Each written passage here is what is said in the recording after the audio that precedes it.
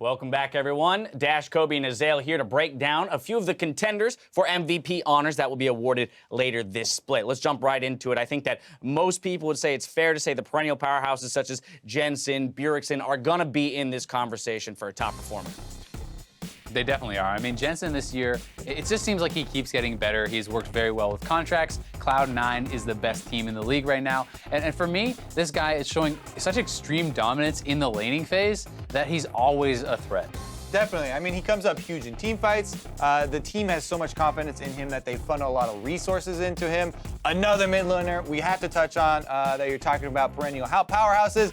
Bjergsen has been, lauded as the most important player in the North American LCS for many seasons, and even though they had a slow start, still returning to form and living up to that name as well. Yeah, no stranger to owning the title of MVP as well. Yeah, I mean, after that slow start, was getting a little bit of flack, but he is right back to form. TSM is looking better than ever. All right, but that's a couple mid laners. We got to talk about newer mid laners, or rather old mid laners returning to form here. And High sitting right there over Kobe's right shoulder. What about him contending against these two guys? So, I mean, as far as how I approach MVP votes, I always look at it as MVP is the first person I want to draft on my team of anyone in the league. So literally just the best player. Gotcha. Some people also have the criteria where they look at it as, most important to that team's success or some things like that. And I think that's where High comes in. Yeah. Where High's shot calling and him, the leadership, the synergy that he had coming into the season with those players, all those things combined. He's certainly also performing on an individual level, and that can't be overlooked. All right, 3 mid laners, but that doesn't mean that our MVP has to come from the mid lane. Let's take a look at some other lanes. Hauntzer, Impact, 2 guys in the top lane that a lot of people would probably point to. To me, Hauntzer has actually been stepping up so much this season. People kind of have been overlooking him a little bit because he fell off a little bit at Worlds, but he is back, and I think he is better than last year. He is so confident. He's stepping into a new role with Double If Gone, taking on more of a leadership role, playing incredibly well individually too. Meanwhile, we're talking about top lane. As you said, Impact is definitely one we have to mention. He has had a wild ride. Yes, there have been, a couple of games where you're like, the Rumble didn't have a great one there, but realistically, this guy has had some of the best performances for a top laner, like the highest peaks, and probably the most consistent as well. Right up there with Hauntzer. Yeah, big thing for both these guys, too, is the versatility. They can play the carries, they can play the tanks, and they look equally good on both. All right, well, these are very familiar faces for someone who's new to the NALCS. This split, not competitive league, but to the NALCS, would be Arrow. And we've talked about him a number of times throughout the split and how he might be up for this award as well. He definitely is, especially considering North American LCS this year constricted a bit in the AD carry role, and he has been the one shining through. Arrow, talk about consistency. This guy, every single game. I actually don't remember that he has had a bad game yet, and he's definitely up there. Not that many other AD carries probably in the running with him, but definitely a strong performer. You also got to love, people talked about him on utilities, but he showed up on Ezreal. Yeah, well, we don't have to cast our ballots just yet, but I do want to know, with these guys being kind of front runners for the award, who would you maybe point to as a dark horse? Someone that you're looking for in the next few weeks leading up to and through playoffs, right, that you think could step up and maybe make a run at this title? I mean, maybe a Cadian or something. If you look at just the early weeks, he was looking MVP caliber, but really, if you're taking recency into account, he's fallen off big time. Yeah, as far as dark horse, I will go with the support player because supports very rarely will get MVP votes. But I think Smoothie has just been outstanding for Cloud9. And this guy is creating plays. He fits into whatever team comp style you want. The guys bring out Tarek. Frontline before other people are playing, melee supports. Plus, his range supports are top-notch as well. No surprise that we're looking at most of the top teams for our MVP. But that doesn't mean it can't come from one of our lower teams, ladies and gentlemen. We want to know who are your front runners, rather, for most valuable player honors. Hit us up on Twitter or at Esports, and be sure to use the hashtag NALCS. Now, though, it's time to send it over to the casters to get back into the action. Welcome back, everybody. You just heard some of the casting team's preliminary thoughts on the split's MVP candidates. But right now, it's time to focus back on the deciding game in this series between Echo Fox, Echo being the key word, and Team Dignitas. But before we get into anything else, I want to make sure that we talk about the player of the game last time around. The pick seemed a little strange at the start, but he showed us exactly why he made it. Keen was just the man of the hour. Yeah, Keen with the flanks on the Vladimir. Also, the laning phase very early did a good job, but then, of course, it ended up devolving a little bit. Froggen picked up some kills, and then it became flanking without actually having teleport. So I think Keen played it incredibly well, definitely well-deserved. Stayed in those fights for so long, even if they used abilities on him, they chunked him out, etc. Was able to re-enter after a brief reprieve where he's able to just get himself back up. Brief respite, if you will. I think honorable mention, though, someday. Definitely. That last barrel just knocked that team fight completely into their favor for Dignitas, knocked Keith into the team, and honestly, he got caught a few times, and that's why he didn't get it. But I feel like also he did show some inconsistency there with the rest of his team, but the clutch moment came up big. I honestly at first thought that Keith was just trying to run down the back line, and that's why he was that far forward. No, I was and like, then I was like, wait a second, the barrel actually hit him. Yeah, I heard your call where you're like, what is he doing there? I'm like, man, poor Keith. He's Yeah. getting flamed. Yeah, dude, I did. It was flame is lame. Come on, Cyrene. Come on. All right, Camille and Ezreal banned away by Echo Fox. Team Dignitas gonna take Varus and LeBlanc off the table at the start of this third and final match between these two teams. This is for all the marbles. You can't come out of this one saying, all right, we'll just win next game. This is it. Yep. Thresh, the final ban from Echo Fox, denying that one from Xpecial. Rise now on the table. It was banned away in both games, once by Echo Fox on their first round, and then the second time it was banned by them in the second phase. Shen's gonna come through now as the 6th ban in phase number 1. So Malzahar, Graves, Rengar, all on the table. I don't know if these teams are actually 100% comfortable picking the Malzahar just yet. I think Lulu might be something that these two teams actually want to play instead. So you pick whichever priority jungler you want. Seems like it's Graves. You pick Lulu, Rengar as your other two. Combine them with the movement speed increase. Also, the Lulu will counter the Rengar a bit by polymorphing him. Also, the knockup we saw Xpecial when he was against Rengar would use it to try and cancel out that leap auto attack. So I assume they go Lulu and Rengar here for their two. Have to see if the Rengar pick comes through as Lulu was locked in. Graves has been the jungler that won both games so far. Now back in the hands of Echo Fox and Acadian. We'll have to see if he can do the same kind of work in game number 3 that he did in game number 1. You saw the damage charts during that game. You saw how just completely over the top he was. Yeah, if they don't pick the Rengar here, they may pick it third, but I don't think it's a good idea because you could get in a situation where it just drops down the tier list. I think they may have been contemplating taking the Ashe away from Keith. Echo Fox does like to put Keith on that champion, give him that setup potential through the Enchanted Crystal Arrows. This will be the 3rd game now. All 3 of these, they've decided that that's the AD carry they want him on, and the support Malzahar is going to be locked into. Feel like Dignitas now have an opportunity to lock in. Okay, it's going to be the Jhin. They could have had a bit of a bully lane here because they have a winning matchup in the support, and this could be good for them. We'll see. Ashe is typically considered to be the best of the 3 right now, as opposed to Varus, just in the laning phase, between Ezreal and Jhin and Ashe. Well, the one thing that I do want to point out is for both of these last picks from each side, most played champion for both players. 11 games on Malzahar for Gate, his second closest Zyra at 5. And if you look over at Lod, he's already got 12 Jhin games. Next closest is Varus at 8, but I can't remember the last time Varus made it past Bane. Yeah, it's been a long time. There's been a game where he wasn't picked or banned, I believe, the other day. It was outrageous. But I will say that Gate, his most played being the Malzahar, one of the people who jumped on that train very quickly. He talked about how Camille support was something he had played. So he was playing a lot of unconventional things immediately as soon as they started to rise up. And Acadian did a vlog where apparently he calls the little voidlings dogs. So he's like, get him, dogs! So if they ever have a situation where he's just getting gnawed at, I will expect that call, Captain Flowers. All right, normally I call them crabs, but we'll call them dogs now. Crab dogs. Okay. Okay, we've got crab dogs for Gate.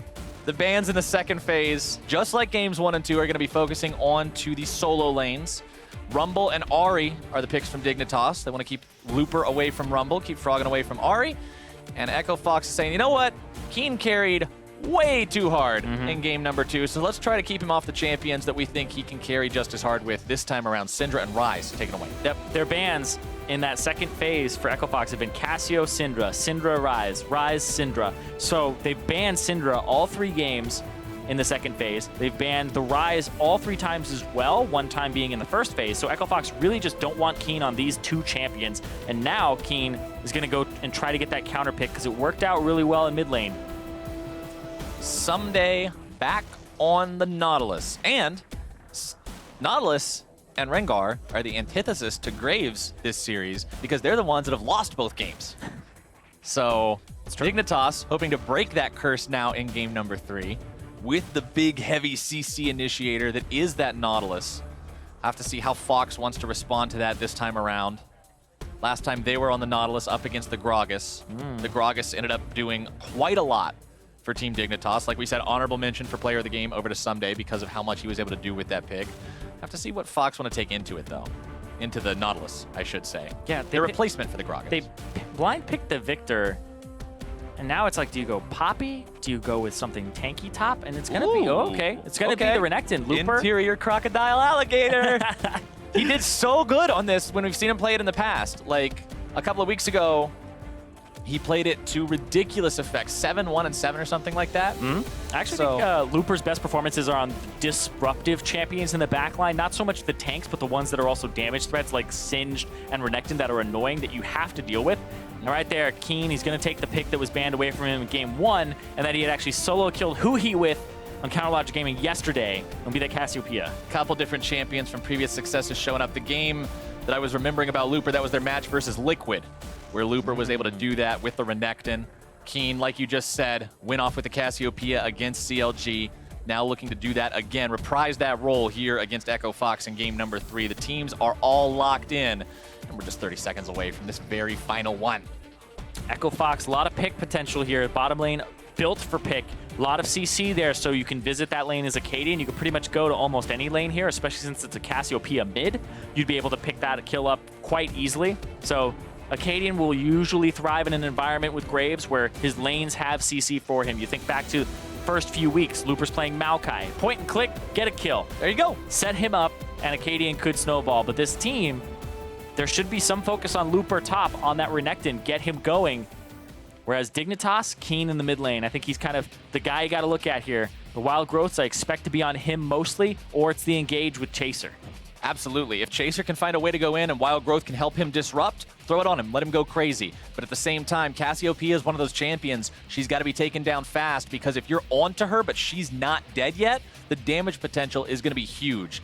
So Xpecial tasked with making sure one of those becomes a reality so he can keep these guys going and allow them to carry, while Someday falls into sort of that role that we're talking about a little bit earlier, where now he doesn't have to carry the whole team, and he can say, look, I'm going to be the setup, I'm going to start things off, I'm Nautilus, we're going to make sure you guys got the CC, I'm setting you up. You make the slam dunk. That's what you like to see, especially as a jungler. Yeah. To have those people set you up. Gank assistance, I mean, that's kind of the thing, right? Is gank assistance is the... Nautilus feels so good to gank for. I know. He always does. Okay. It's like, it sucks to like gank for a Janna or a Rumble or gank a Janna. Yeah, or, those are just like, no, I'm not coming to that lane. That yeah, you need to give sounds incentive. awful. You need to give incentive for me to visit your lane as a jungler. And if you have CC, I'm way more inclined to visit your lane. It's like, yeah, this is probably going to result in something cool for us, so I'm going to go ahead and hang out for a while here. Gate and Keith moving themselves up, recognizing what you can do at level 1 with all the crab dogs. The crab dogs. The crab dogs. Unleash the crab dogs. I wish I knew what kind of a noise a crab made. Well, actually, that's Pokemon Krabby. Okay, so I actually don't know. We're going to make it. Okay, so we got the Kiku Kiku noise along with the woof. That's my extent of knowledge when it comes to animal sounds. I know a Pokemon that kind of looks like one. We'll use that. Woo! All right, game number 3, boys. There we go. Someday getting down with his bad self in the brush. Having a good time on the Nautilus. And yeah, he's just dancing away. Probably going to go for the same leash over again that they always give to Chaser. Someday, Can they see this? he's been playing with these Courage of the Colossus setups pretty much every game. And now he's up against Looper, who's going to have a much more effective laning phase summoner spell with the Fervor of Battle. So might need to be a little bit careful about that one. Yeah, the Fervor actually was such a big buff to that top lane, to Renekton. 2 extra seconds on that really helps him out for his combo and actually re-entering a fight and keeping Fervor stacks. And being able to just chain them together. Because he starts approaching, his Q is already a 8-second cooldown at level 1. So as time progresses and he picks up things like Black Cleaver, you can continue, or any CDR at all, you can continue to keep your fervor stacks on with weaving in your Qs constantly. Yeah, it gets pretty low if he's able to get on some of that cooldown reduction with some of those bruiser-style items that he will be going for throughout the course of this game. Junglers starting on different sides of the map. Acadian going to be clearing through his entire jungle. The Graves clear is very safe, very effective. You're pretty comfortable just going through as many creeps as effectively as you can to get to that level 6 power spike. Yeah, and we actually saw the level 2 gank from Chaser last game with this, but that's not what Acadian's about. He's about the farm life. He's about getting ahead in levels, trying to carry himself. Special and Lod, level 2, feeling all right here in the bottom lane. They know that they got Chaser hanging around nearby. Keith and Gate with the Ashe and the Malzahar. A lot of CC potential for a bot lane once they hit level 6, of course. Pre-level 6, not so much. Just some Malefic Visions and some Crab Dogs. A lot of damage there. You gotta Looper respect showing it. You gotta how respect strong it. Renekton is. Accidentally cancels an auto attack there, but then gets the extra one in on the very end of the fight. Someday, this is not a tank versus tank matchup, Yeah. Irene. You can't just go up there and be like, all right, I'll hit you with my wet noodle, you hit me with yours, and we're both going to walk away 100 HP later. No, that's not how those work. When I was playing top lane a whole bunch, the Renekton with the Fervor actually takes you by surprise because the W will stack it up so quickly, and then because it's a whole bunch of auto attacks, right? And then you have so much AD on top of it. Looper, though, actually used his W there, so he doesn't have his CC available for a few more seconds here. Acadian just moving in, and they're clearing out this wave, continuing to shove even harder up into Someday. Chaser heading towards here as well, recognizing the potential for a dive, wants to make sure they can punish if that happens, but Acadian and Looper know that that would be the setup from Dignitas, so they get themselves out in time as Acadian's going to be face-checking this brush. Instead drops the ward in, knows that Chaser might be hanging around since he was heading towards that top side, so avoids any danger there. Both junglers wanting to play this one as smart as they can. Any mistake could be the difference between a positive early snowball or one going complete opposite. Yeah. And top lane, I think Looper is already starting this a bit. He just has such a good matchup for himself. And he's got all of the potions and sustain out of Someday. Oh, whoa, whoa, whoa. Fox is pushed up way too far here. They're going to get ganked. Echo Fox in some real trouble. Flash for flash. Keith trying to keep himself alive, but Chaser's going to change that real quick. First blood over to Keith, though. Lod almost going to be taken down, but barely keeps himself alive. It's a 1 for 2, and both go onto Chaser as the Fox bottom lane falls. Yep, but that is first blood over to Keith. He'll actually get himself a BF sword. And they pushed up way too far. The reason they were pushing is because they saw Chaser on the top side of the map when Acadian was on the top side, but then they actually didn't reset position. You think about how long that had been since Acadian is on the top side with Chaser. Now Acadian's on the top side. You shouldn't be shoving. They want to get this final shove out so that they can kill or even go for a reset on the wave. But hold on, Acadian. Boom. What Acadian can do here in the mid lane. Ooh! Misses out. Special showing up just to make sure Keen gets away. It does cost Keen both summoner spells, though. Yeah, cost him both summoner spells. Special does show up, though, like you said. It gives him the shield gate here as well to establish vision. And this will give Froggen a better back. Froggen using the exhaust there. Who will win? This is a little bit closer than it was earlier. The last time we saw this in game number 1, it was 69-31 in the favor of Echo Fox. Now 53-47 after Dig showed their stuff in game number 2. And even throughout game number 1, which was incredibly close just up until that very final fight. Honestly, this complete series, just as a whole, has been a really close match so far today, Irene, as Gate is going to be hit by the root. And Chaser puts the knife in his heart and twists, setting up the kill. Couldn't get the crab dog out fast enough there. We nerfed it, and so it's a little bit slower when it comes out. And so it takes a decent amount of time. Not there to actually block the bola, goes past it, and then Lod with the Hawkeye shot there. Well, used to the crab dogs, they would actually be there when they weren't really there. Yeah. Because they would show up before the dog actually was on your screen. Now they have a spawn time. Now they have a spawn time, so you're not just accidentally shooting invisible crab dogs. Fair and balanced, I would say. Yeah. Oh,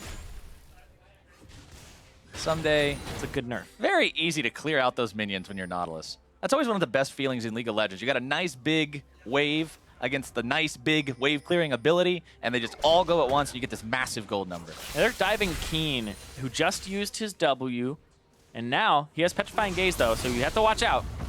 Looper trying to make his move. Petrifying Gaze is going to find him, but it does not even matter. Summoner spells down means no way out.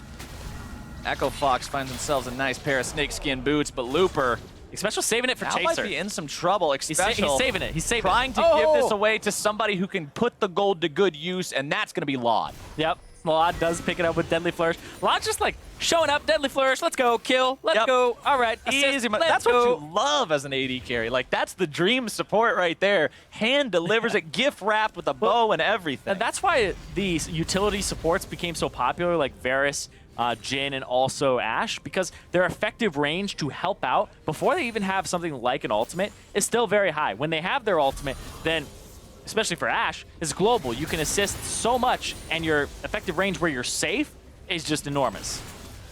Gate and Keith. Gate's almost 6. They've been punished so far, so they got to make sure that they're not allowing their opponents to continue to ramp up off them. And this kind of goes My bad.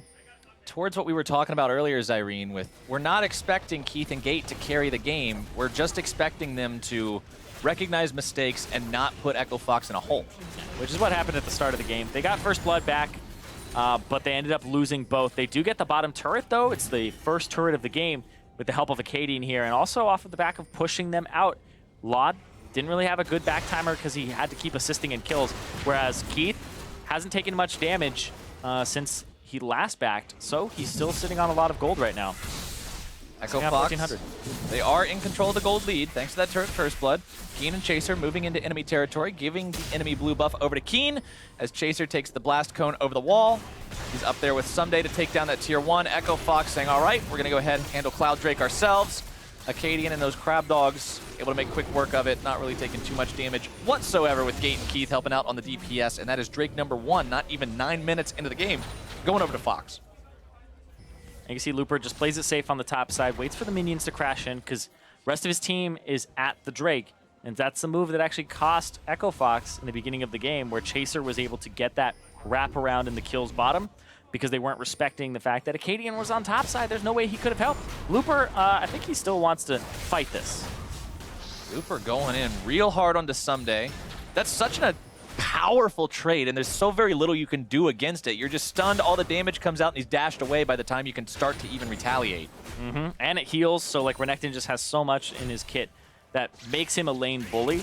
But now with the changes to Black Cleaver, he still is actually very good to have on your team in fights. So he's not exactly the champion that he used to be, where if he doesn't snowball, then he's useless. He's actually still pretty useful as a backline disruptor.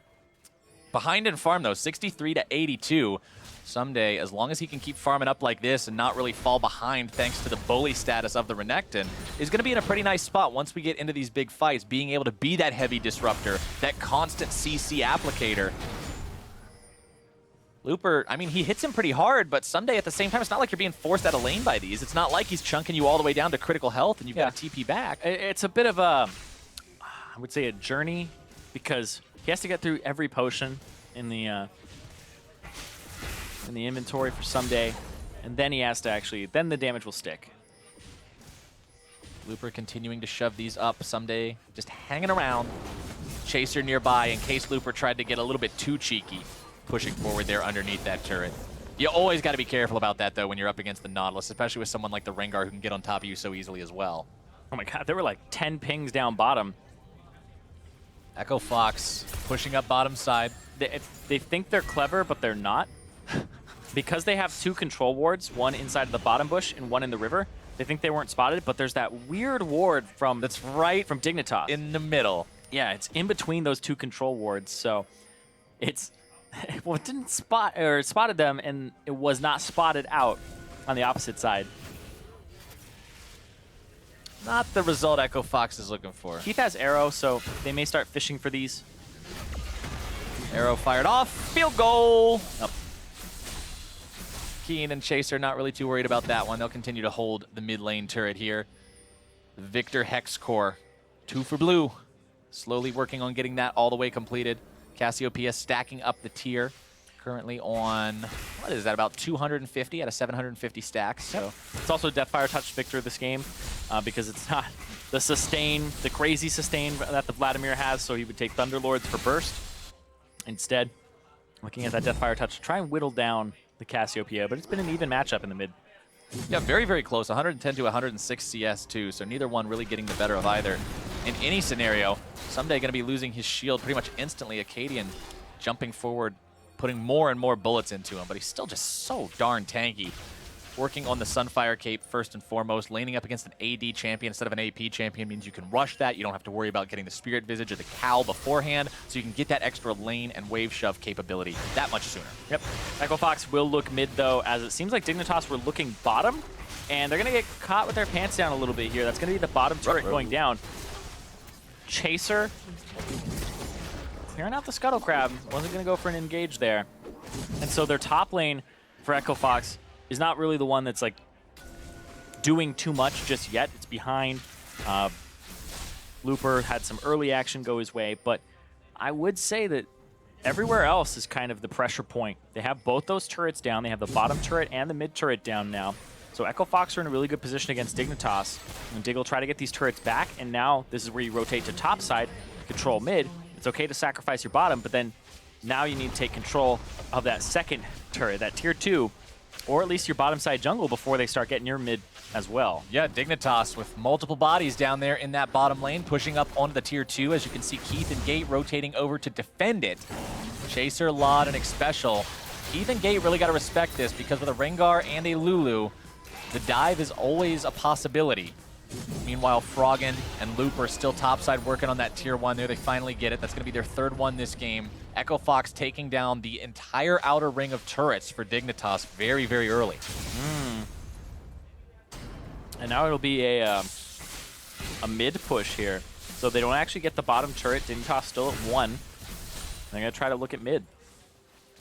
Everybody's off on this right side. Dig wants to equalize that global gold if they can. They're only down a little bit over 1,000, and it's all in the turrets. You do still have the kill edge, 4-2, 2-0 and 1 on Acadian, 1-0 and 3 on Lod. The Jhin, the only member with the perfect kill participation. Ghost Blade completed on him. So that's one thing that we didn't really talk too much about, but the fact that the past games we've seen an Ashe and we've seen an Ezreal, these power spikes that don't exactly come on super fast. Lethality users like the Jhin and the Varus, they're going to hit those sooner.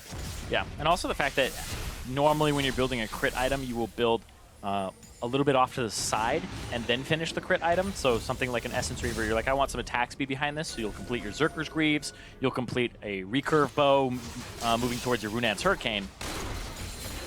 So it definitely delays it even more before you have a completion, but then your 2-item power spike will come around about the same time. A little bit back because of boots, etc. But it looked like Dignitas were trying to go for a hard reset of the map. Instead of going for mid-turret, there was about 50 seconds before the Ocean Drake was live before, and then they reset, and now it just seems like they're giving it up. Ocean's the call. Dignitas doesn't really want anything to do with it. Yeah, Fox. 2 Drakes to 0 for Echo Fox. Fox, so much control of this area with their control wards in actually just better spots. They can keep the bottom lane safe from an actual like bush gank, and they can actually keep the the bottom side of mid safe. So the Drake control was completely in favor of Echo Fox, and the reset from Dig not really good. You guys at home can't always see them, but the cool effects that we have on the player cameras on the front of the actual stage for when the Ocean Drake shows up and it has all the blue fire behind it, those are really cool. The in-house experience. Yeah, man, the in-house experience. Yeah. Part of being here at the LCS. Tickets available at LCS. Tickets available now, yeah. Sell out, sell out, sell out. Keith caught out, though. Keith looking to make the moves. Keith almost able to walk himself away, but poisoned with the damage over time. Acadian now flashing over the wall right into the loving embrace of Chaser, who makes that a 2-for-0 for Dignitas. Oh, Lod has the curtain call and gonna try to look for a pick. Deadly Flourish comes out, misses, but the curtain call opens up. Third shot finds its way onto Gate. Fourth shot gonna be flashed away from Someday. Still looking to chase these guys down if he can. Gate getting away through the upper part of the jungle. Dredgeline finds its way to the wall, but not onto Froggen. Ultimate still going to be used. They want to go all the way in for this. Froggen going to be locked down now by the passive. Wild Growth onto the Nautilus to make sure he doesn't take too much damage in retaliation, but he's going to be ulted by Gate, and he's going to be brought down. Froggen grabbing the kill. Now Xpecial's got to be careful, too. Yeah, that's an overextension there from Someday. He's like, I got to kill him. I gotta get him. My ult's already on him. He's marked for death. Yeah, even before that, this is just chasing him out. It's like the Renekton's going to show up. The Malzahar is up on that side. You know he's on that side. So overall, 2 for 1 off of a mistake there. Keith felt like he was safe because Acadian was in the vicinity, but it wasn't enough. He got them both killed. Looper 1-1-1 on his Renekton, working towards that cleaver you were talking about earlier. Graves also working towards the cleaver for himself that we mentioned in game number 1. You stack it up with 2 auto attacks, and considering you can dash auto attack, or auto attack dash auto attack in the blink of an eye, you're pretty much an instant black cleaver stacks. Yeah, even if it's based on like how many pellets hit the person, so the closer you are, I believe the more stacks you'll get. And so you just dash into their face. Well, pretty much 2 pellets like always hit them, even at max range, don't they? So even at max range, you have 2 pellets, and then you dash into their face and get 4, and bam, we're at 6. Easy money. Speaking of easy money, take the Krugs away. No Baron just yet. It's still 17 minutes into the game. The gold is so close as well. Yeah, you couldn't ask for much closer of a match, really following suit for games 1 and 2. Here's how Keith got caught. Yeah, he felt like he was safe because Acadian's over the wall, but then Deathfire Touch and the poison will be the end of him. And then the turnaround, Keen, they were trying to keep this champion away from him for good reason. Keen legitimately almost 2v1 there. He got a little bit of help from the Lulu, giving him an extra speed burst and shield. But just all damage there. Looked like Keen could have been able to 2v1 on this Cassiopeia. Cassiopeia is just a disgusting champion. Every time I see it, I'm like, why is this not picked more? She really is. Looper trying to make the TP play there in the mid lane, but exit stage left for Keen means that Looper's not really going to get much of anything out of that. Chaser popping the ultimate, coming around from the side, just utilizing it on the Scuttle Crab instead because there's nowhere to go with the fight. As Dignitas may be looking for the top lane tier 1. Sunday's at least got the wave shoved up there. Chaser zoning out Looper from coming back to that turret the fastest way possible. Going to give Someday and Chaser some nice time on this tier 1. Should be able to take it down. That will be that second turret for Dignitas. They still need to get that mid one down, and that'll equalize the gold. So we're back at a point where it's super close again. There will be no Infernal Drakes this time. Looks like Mountain, Ocean, and Cloud will be the 3 this match. But then Mountain, that one definitely matters a lot. Yeah, Mountain matters, but it's still not Inferno, man. I always love the Inferno games. Because people fight over them. Because people fight over them. Knew it. That's why it's the best kind of Drake, because everybody wants it. You get a game with nothing but Cloud Drakes, it's just like you'll be lucky to see 3 of them taken before 35 minutes. That's true. Yeah. Even when Cloud Drake became buffed and got extra movement speed and all that, and everybody's basically running around with free Moby boots. Plus the cool after effect. Yeah, when you have 3. Oh, yeah. I miss the days where it looked like a blue Dead Man's plate. Yeah, that was the particle, and I was really sad as well. I remember the first time I saw it, I was like, what the heck is going on? It was like, what's wrong with my champion? This is really cool. And then they got rid of it, and I was a little bit sad. Alas. The current after effect is still pretty cool. Rift Herald goes back to the Void. Nobody ever pays any attention to him. He's probably the one objective that's loved less than the Cloud Drake. Ooh, that's true. Maybe. Maybe. I was looking at stuff, and I was like, who takes the most Rift Herald? Apparently, it's Immortals. And I was like, well, yeah, when you have Flame and Dardoch on your team, and you control top part of the map, you probably take the most. Yeah, probably be a little bit concerned with that, but yeah, neither of these teams today, they love it. Really too concerned with it. Looper's Renekton doesn't need it to do plenty of damage to whoever he's jumping on top of, but we talked a little bit earlier about him falling behind in terms of farm, and it's only getting worse. Someday now up 40 on the Nautilus, so Renekton not bullying him out of anything, and he's going to be a huge threat in these fights. Yeah. The Nautilus is definitely on a good path here to be ahead of the curve. He's the highest level in the game, tied with Keen right now. Definitely higher than Looper and Froggen by a bit. Looper's almost at that 13 point. Chaser spotted out by the control ward, placed down by Looper as Echo Fox steps up a little bit. Remember, they do have all 3 of these outer turrets down on the side of Dignitas, so they feel safer moving up into the edge of the enemy jungle like that. Keen gonna be caught out, burst coming down, destroyed by Acadian. That is an absolutely huge pickup for Echo Fox, taking out that valuable enemy mid laner. Now they've got the chance to do more. They legitimately threw everything and the kitchen sink at him. It was ridiculous. They threw out the arrow. They threw out the ultimate from Malzahar. That was Acadian's ultimate. That was Froggen's ultimate. That was 4 ultis to kill Keen. It worked. It did. It did. And Keen not having a cleanse this game. A lot of times you see a cleanse on a Cassiopeia. Didn't opt for it this game, likely because it can't get you away from a suppression anyway. Yep. So he figures, I'm going to be buying a QSS for Malzahar. I'll just use that. But QSS to replace your boots. Yep. You don't get those on Cassiopeia. She's one of the few champions that doesn't actually I believe I had the conversation yesterday with Jat about how Malzahar actually forces that whole you get one less item slot if you're a mage, if you're up against him, because you need to buy the QSS to get yourself away, but Cassiopeia doesn't actually have to deal with that. She's just like, okay, I don't get my bonus item slot. Yeah, and when you think about Cassiopeia, and I think Victor also falls into this, where Victor has the Hex Core, which is a great item in terms of it has all these stats on it for him that are free, and that's why Deathfire Touch is so good. And it scales with your level as well, so you end up with so much extra AP versus how much you would have with any other item in the game. You get like a free item from that. Whereas Cassiopeia, it's the same thing. You have another item slot that these two champions at 6 items just deal berserk amounts of damage because of the fact that Cassio can buy another item. She can legitimately have just 6 and feel great about it. And Victor's item's worth 1.5. Pretty much. Black Cleaver's done for the Renekton and the Graves to get through some of the armor over there on Sunday, who's got his Ninja Tabby, his Spectre's Cowl, and his Sunfire Cape. The Cowl now just being upgraded to a Spirit Visage. Look at all the control wards in the inventory for Team Dignitas, prepping to take control of the vision in this game as Echo Fox moves through their territory and clears out what is currently standing. Echo Fox, only 2 sweepers this game. Keith does not have a sweeper. I looked at his history. It's something he started doing recently in the last 2 weeks where he picks it up, but it's not every game. But Acadian, on the other hand, it seems to be more and more that the Tracker's Knife is something he likes to buy. Echo Fox actually had the 2nd least wards placed per minute out of all the teams, which means that, I understand that there's a threshold where you're placing too many wards, but if you're still 2nd lowest, it means you aren't really getting much out of your wards, or you're not placing enough of them. Yeah.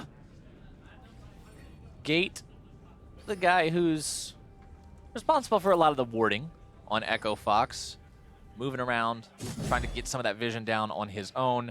Baron, of course, in play now, 23.5 minutes into the game.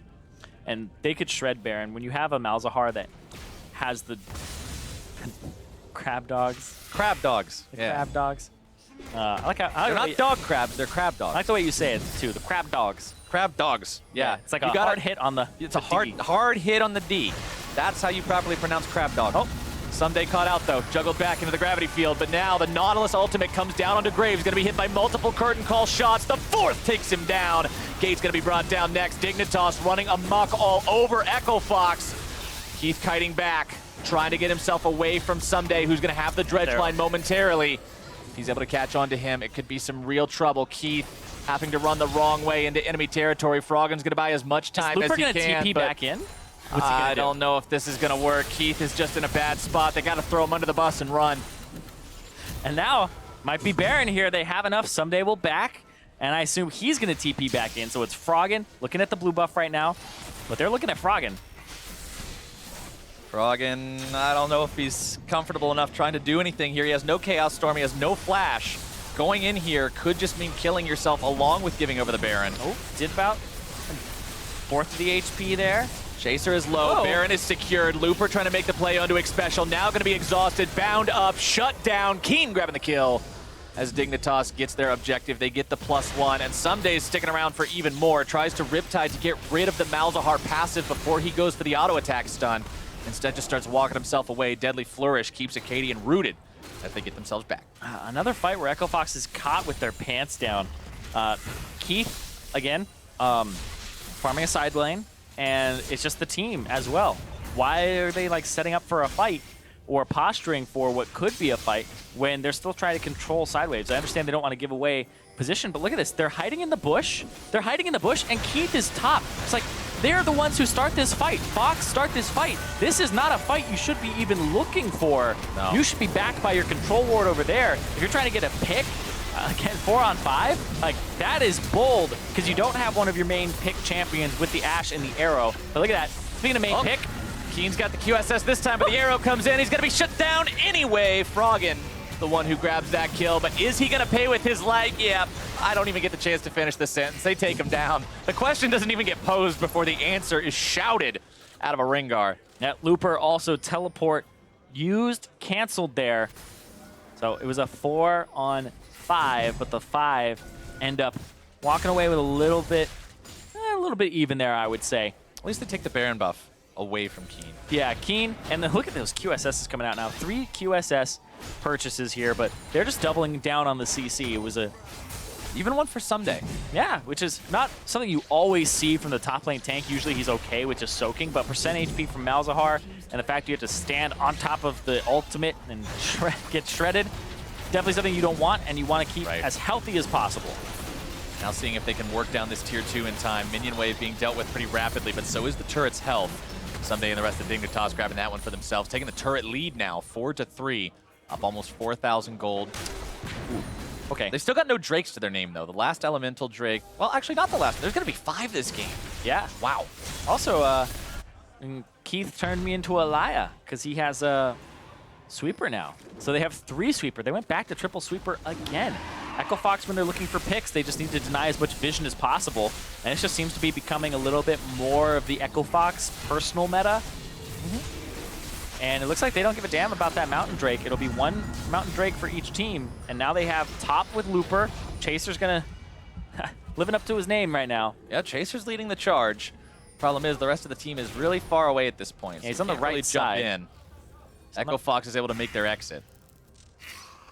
And they all back away from that top turret. It's about, well, a little bit towards half HP, I would say. A little bit under. So that's a bit of a victory there for Echo Fox, but I think Dignitas are definitely firmly in the driver's seat right now. The QSS's shut down options. They shut down the picks. Keen, it's not there. But the rest of the team is. Tries to turn it around.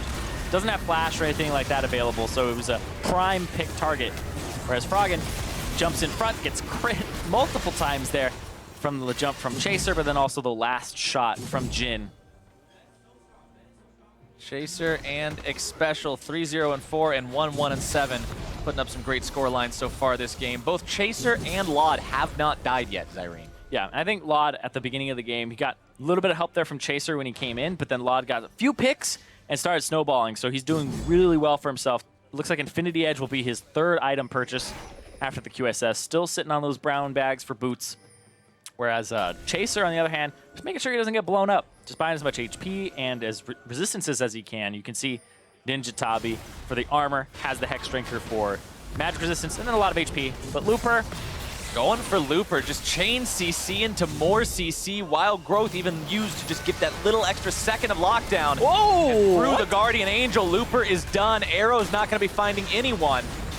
Someday, just always on this front line. No fear in the world for a Nautilus, as Dignitas has taken down the enemy top laner and popped the Guardian Angel. That can be so huge when you get no value whatsoever out of that. Yeah, I want to see that again in super slow motion because that looked like the hook was already past Looper, and then as he spawned up, it was like, hey, you're in his hitbox, and Perfect snapped timing. back to him. Perfect timing. 5 turrets now for Team Dignitas. Still a 4,000 gold lead, but more and more control of the map being wrested away from Echo Fox. As Dignitas is making slow but steady pushes towards a victory here in game number 3. Here's your replay. Let's see this. So that's the first one. That's fine. He tries to E away, so he doesn't have it for the follow-up. Gets blown up here, and then I think he actually flashes in front of it after the hitbox is gone. Watch this. He did. He did? Oh, man. Yep. Someday threw it out, and he flashed in front of it in a panic motion where he would have been safe if he had done nothing. So if he was a slower player, he would have. If you had a worse reaction time, you would be fine. Well, he's probably mashed in the key because he wants to flash immediately as Guardian Angel allows him to, because it actually puts your flash on the cooldown that matches the Guardian Angel spawn to prevent you from flashing while dead. Imagine if you could flash while dead. Your body just poofs 2 inches forward. Makes no sense. Man, sometimes you know those Fog of War ones where you killed somebody and they were in a knockup? Their body, goes, woo! jumps up in the air. Yeah, Like every time you walk by. Sometimes it made me jump, man, when I'm just like, it's when you're on edge and you're like behind in the game and you're like, I made a risky play, I killed a guy. you That's see awesome. something move in the Fog of War, you're like, what? What was that? Oh, it's just a dead Renekton. Okay. And then you walk back and forth like 3 times to watch him jump. Someday going for Acadian here. Redemption going to be Ooh. used to try to keep him alive, but Chaser flashes over the wall, trying to burn him down. Steric's Gauge going to be coming online. The curtain call shot's coming out, but Chaser barely getting himself away. Someday's going to be the first one killed. Xpecial tries to come over and keep him alive. Acadian still taking low. Keen grabbing the kill onto Gate off screen. Chaser gets the kill onto Acadian as well. Keen goes down. That is one poisonous snake. Here comes Looper for the back line. Froggen gets the kill onto Keen. Looper coming in from behind. Chaser and Laud both with questionable health. Lod being shielded up by Xpecial. He has the shot, and he goes unstoppable now. Everybody but Froggen dead on the side of Echo Fox. Whew, the exhaust and also the spells from Xpecial to keep Lod nice and healthy there.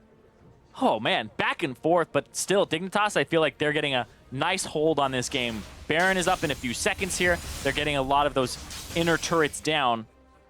And now, the game that was in Echo Fox's favor at the start, slowly going towards Dig, and they are up about 5,000. This pick onto Acadian, that was a great hook around the turret because it would collide with the terrain. Now Gate is going to take all 4 of the shots. Someday gets taken out there. And Acadian actually goes forward, and the rest of the team is backing up, and Keen goes in at that moment. So Keen is now pumping damage into the backline. Keen, he 3-shot him. Like, that legitimately looked like it was a 1v3 in the backline, where he doesn't kill Froggen, but he kills the other 2 members. Yeah, he 3-shot Keith with those Twin Fangs. I say it every single time that I see Cassiopeia. I'm like, why is this champion not played more? When Ryze and Cassiopeia were the back and forth picks around Worlds, and I was like, I'm gonna play mid lane for the first time in like solo queue, right? For the first time in a long time. Play Cassiopeia, shoot is broken, man. I caught myself there because it's just that broken. Yep, it's pretty broken. All right, Someday. His health bar is looking pretty broken right about now. Almost taking him down. Barely kept alive thanks to the Lulu. Having to limp away on that one, lick his wounds a little bit. But yeah, Keen is playing this beautifully. There's no question as to why it was banned away from him. He's just a great performer on it. And then also, previously, the solo kills onto who he, hold on. And call, 3rd. Does 4th even matter? Who's he gonna hit it on? He's just holding it. Steady. All right, 463 onto Acadian. Not bad, considering he was at full health and it's all about the execute damage. Like, Yeah. that was a good chunk. Oh, like, Dignitas have to look at their side lanes. Okay, he's safe. He's safe. Yeah, you do have to look at your side lanes. Just saying. Sometimes you get a little bit worried. They take the blast cone over and it's like, there's a Renekton right next to you. Yeah, I can hear the players shouting at each other from here on stage. You can definitely tell that there's back and forth. They're trying to figure out what they want to do macro-wise. Bottom lane. Oh, hold on. Froggen caught. Froggen caught out. That's a huge catch for Dignitas. Someday taking the kill credit. Looper having to run away. Ultimate is on to keep him alive. The chase continues. Keith's going to be caught out by the dredge line. Keen grabbing that kill. Acadian now in trouble. Chaser drops the bola and just heads on out. Keen's got the poison. And the double kill goes the way of the Dignitas mid laner. And the only lane that Dignitas really had shoving out is that mid lane, and now they're going to start taking this turret, and they're going to go for that inhibitor as well. What a massive pick onto Froggen. Dignitas now really going to open up their possibilities with that one. Breaking This down might the be inhibitor enough. turret, breaking down the inhibitor. They still have 20 seconds on Froggen. Yeah, this is where you evaluate, is this enough time? We have a Nautilus, he'll take all the shots. The minions will stay alive. Now is the defense good enough? Looper and Gate have to pull off some kind of a miracle hold here. 7 seconds on Froggen. Nope, no miracle required. Dignitas is not going to push for the very, very end of the game, instead heading themselves out, but huge consequences for Fox having their mid laner picked off like that. Yeah, they've spent a lot of time, though, around this area, so Dignitas will be a little late on the recall, shoving out bottom side. I don't even know if that's going to be a reality for them. Someday we'll go there. He's 2 levels up over Looper, so I imagine, okay, 1 level up now. I imagine he'll go there because he has teleport. And the rest of the team is now running back, trying to place whatever wards they have left around the Baron pit and around the area so that they can clean up back. And I feel like Chaser's going to be a little late here. The actual action, they're going to try to pick up this Baron. This is Fox saying, you done goofed. You tried to get too much, and now they're going to try to punish here. And, oh, that's a great open up. And it's going to push them off, but it does get the TP. Gets the TP at least. There's something there, but Dignitas with a 7,000 gold lead with an enemy Nexus that has only 1 turret left guarding it. Feeling pretty good about where they are in this game right now, and you got to be like getting into the heads of these players a little bit, thinking how much of a tense moment this must be, especially for Echo Fox, knowing that one more big mistake. Oh, they backed, and that's when they go. Dignitas got themselves out. Echo Fox make the call. It's time to Baron, down to 1/3 HP. Someday trying to stop it. They're going to stick around on the Baron just long enough to secure it. Now they've got it. Now they're able to start the fight, but can they actually win it? Someday is very tanky. Chaser makes his way into the fight. Redemption going to be brought down, but not in time. Gates ultimate onto Chaser, immediately having to back himself away. Looper's Guardian Angel is up. Keen comes forward with the Petrifying Gaze. Acadian now looking to return some damage. Lod's going to grab the kill onto Frog, and that one is huge. The dancing grenade into the auto attack, into the Deathfire touch, gets the double kill. Oh, they want to Echo clean Fox this up. may have got the Baron, but it's going to be bad news. Bears all the way after. Keith's going to be going down next. A double kill for Chaser. Ladies and gentlemen, we're going to call that one GG. 45-second death timers on Echo Fox. Dignitas is at the front door, and they are knocking for victory. Yep. Crab Dog's not going to stop him today. Keen's going to look for another one. The heel comes out. They're going to chase him down, and they're going to try to walk this one in. Even exhausted, Keen just does not care. Gate is going to be out of here. He's just using the non-poison enchanted Twin Fang to just fight him to death. And Dignitas will take the series in Game 3. And you can see Acadian already knew it was over, took off his headset. It's like, this game, that was the play right there. Echo Fox, don't blame them for it, because that was their window of opportunity. They waited in the bush for the moment where Dignitas had enough people back. They jumped in on it, but then they stayed in the fight a little too long. They couldn't get disengaged from it, and then that gave time for Cassiopeia to arrive. That gave time for the rest of them to come through. So it was a good call, I would say that, but I definitely think the follow-up afterwards in the exit strategy need a little ironing out. You can't fault the call, because the further you are behind in a game of League of Legends, the bigger risks you have to take to still be able to find the win. You can't play to not lose. You've got to play to find some way to win. And for Echo Fox, that seemed to be the out. Tragically for them, it was not. And as we've been discussing the whole day now, Zyrene, Echo Fox are now standing on the cusp of being near that relegation area, while Dignitas moves that much closer towards being a playoff team. And that moves Dignitas to having a very good record. They have now won 5 of their last 7. Only dropped 2 matches in their last 7, so they are on a roll. They are seriously showing that they are playoff contenders. You can see it special, elated there. They're having, Lod's like, hey, I didn't even die. Look at that. Look at that. Deathless. But no, seriously, the bottom lane has been incredibly consistent, and I honestly think you look at their scoreline, so like they're never really losing you the game, but also I feel like they're stepping into territory where Special is having some really great polymorphs. It's hard to appreciate in those moments because you're looking at big damage, but Special really is saving his team's butt constantly. And going back, like, let's flash back to week 1, week 2 of this split, where you're talking about the Someday show every single time you're talking about Dignitas. Look at what the game looks like right now. The Nautilus, 1-3-8, compare that to 7-0-7, 8-4-10, 7-0-8, 1-1-18. Lowest KP. Lowest KP. Everybody else on the team really stepped up, and that's not saying Someday did poorly, but that's saying, look, Someday's got a team now. Trust the process. The process. Apparently, Cop called the process himself. The process. The man who is the process. They placed their trust in him, and it's working out. But it seems like he's changed the environment. Whenever I talk to any of their members, or I guess Lod, it's mostly just absolute praise for him. I know that Cop does have positional knowledge for AD carry, but it just seems to extend to more than just Lod giving him praise. The whole team is saying, Cop has come in and changed the atmosphere. It's positive. It's more work-oriented. They're able to actually have their they're actually able to feel the growth, and that everybody is contributing, that everybody is actually pitching in. And it's really interesting to see, because this is a team that was in danger of falling into the trap that Envy fell into last split, where they had 3 members on the top side of the map with, I think it was Pyrian at the time, Proxin. Then they had Seraph and Ninja. They had 3 Korean players, and then Seraph would translate, but then they also had the bottom lane that involved Lod and Hakuho. And so that was just it felt like 2 different teams, where you have this unit where it's the English speakers and the Korean speakers are going to go do their own thing.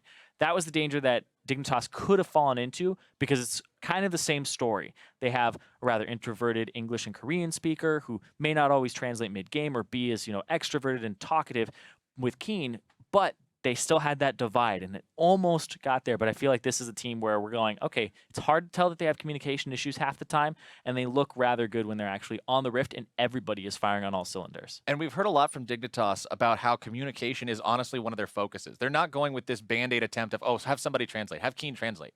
Like, that's not the goal here.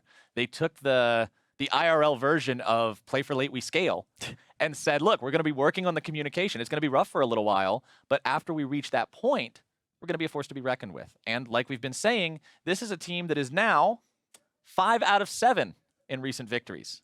That's really good. and they have 4 left to play as well. And now that they're climbing up the standings, they're tying teams that are in playoff position and starting to look at those spots, looking like a top 6 team. For more on the Dignitas win, let's go ahead and check in with Jat and the victorious support. Thank you very much, guys. And yes, I'm here with Deck Special, and I just kind of have to ask you about that series. You dropped the first game, but were able to pick up the next 2, although the series was pretty crazy. How do you feel after being able to pick up that win? It was really intense. I mean, Echo Fox is a really good early and kind of early mid-game team, and we see that their mid and late games is not as good as other LCS teams, and we're able to come back. Even though our mid and late game isn't the best, it's improving a lot, and you can really tell like we're a lot better at our mid and late game now. Yeah, and I kind of want to ask you about that as well, because you guys started the split losing a lot of matches, but you've been able to pick it up recently, winning 5 of the last 7. What to you has kind of signaled that improvement from the early split to now? It's tough to say. I think it was time. I think honestly one of the biggest factors, it's Someday and Chaser, not just their play. Obviously they're really, really good players, but they put in a lot of effort to learn English. They put in 10 hours of English lessons per week per person, and that's pretty impressive when we're playing the game 10 hours every single day, 15 hours every single day. They put in the extra time, and when I see that as a player, how can I not be motivated to even get even better? And these 2, they're not just good players. Like I said, they're really hard workers, and they put in the effort to want to succeed. They want to work as a team, not just improve themselves, but work to improve the team. Yeah, and you're also someone who's been in the LCS since its inception. This is now your 5th year in the League Championship Series. I do kind of have to ask you then, as far as work ethic and your own performance and your teamwork, I noticed listening to you during these games, you were incredibly vocal. I could hear from the stands. Are you taking a shot calling role, and is that improved then by them being able to understand English much better? I think for the majority of the split, one of my issues was that I didn't really understand the meta as much because the game changed a lot. And for me, I'm somebody that I have difficult asking questions. If I know what to do, then I'll say it. But if I don't really know, I can ask some questions. But it's hard to try to convey the questions through our language barriers. So now that I know the game really well, I'm able to pretty much guide the game and just be a lot more confident in shot calling. And I'm not the main shot caller. I don't think any of us are. But I'm able to guide the team and provide my team with enough information and steer in the right direction so that calls aren't exactly an issue. Yeah, and I have to ask the obligatory Coach Kopp question, as your team has started winning since he arrived. What has he been able to do for the team, and how do you like having him as the coach? I love Kopp. I mean, obviously, he used to be my teammate, and we actually do have some differences, but I think that's fine in a team. You want to have some tension in there because you're all trying to improve, all trying to strive to get better, and this tension allows you to push yourself and just always try to just be better. And I think that kind of you can call it toxicity, you can call it just ragey, but I think passion is so important in esports, and by having passion, I mean, it's why I can play for 5 years. It's not because I'm just naturally better, it's because, no, I have passion for the game, and it shows through my play, and it shows in scrims when I get upset, or in these games when I get upset, and it's just our players all have passion, and they want to strive to get better. Yeah, and you guys have been improving so heavily throughout the split. I have to ask you a final question now. 6-8, right in the hunt for the playoffs. How can you guys push over the edge and get in there? I mean, that score doesn't sound very good, but we're definitely getting a lot better. And game after game, week after week, we had a tough 0-2 last week, but they're really close games. And I think that we can be a strong playoff contender. I think teams are going to be at this point and be like, maybe we should be a little bit scared of Dignitas. We want to play against them. And I think we can strive for even a top 4 seed. All right, well, once again, congratulations on the 2-0 week. Very impressive, and best of luck next week as you push towards the playoffs. Right now, though, we're going to send it back to the casters.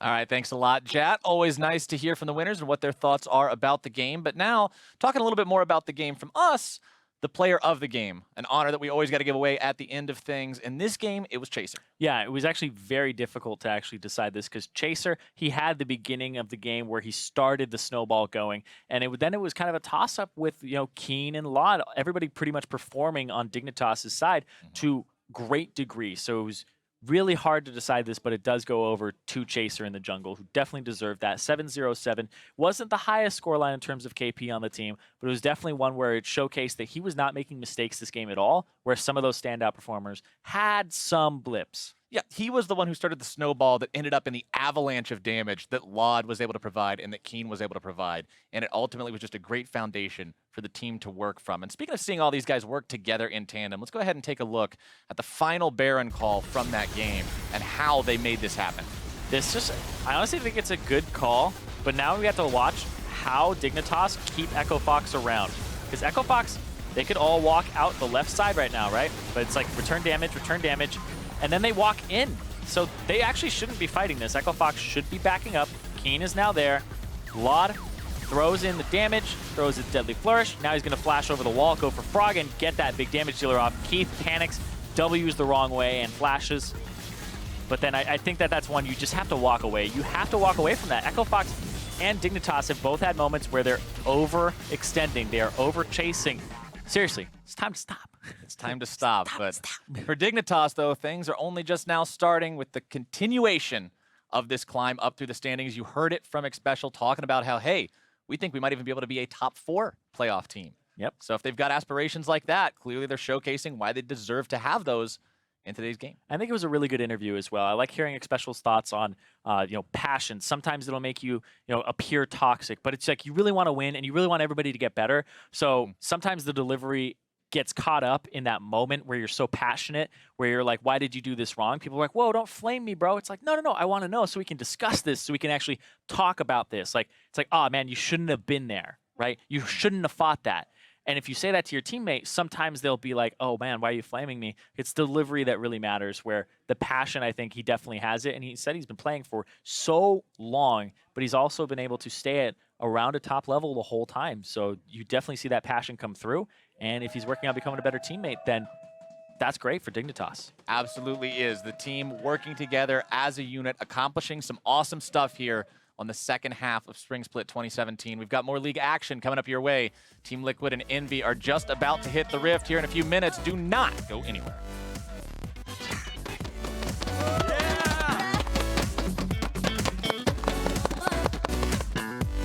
No, all of them need to leave. Everybody leave, please. How's your team, Froggen? Do you want them to leave too? What? They're part of the crowd. Yeah, you're right. Keith caught out though. Keith looking to make the moves. Keith almost able to walk himself away, but poisoned with the damage over time. Acadian now flashing over the wall right into the loving embrace of Chaser. Shield flash. Flash. Okay. I have shield. I buy a W in front. I speed. Shield arrow, the flash. I go there. I TP. Okay, TP. Nice job. Sunday's gonna be the first one killed. Xpecial tries to come over and keep him alive. Acadian still taking low. Keen grabbing the kill onto Gate off screen. Chaser gets the kill onto Acadian as well. Keith goes down. That is one poisonous snake. Oh, they want to clean this up. They have got the Baron, but it's going to be bad news. Bears all the way after. Keith's going to be going down next. A double kill for Chaser. Ladies and gentlemen, we're going to call that one GG. Dignitas will take the series in Game 3.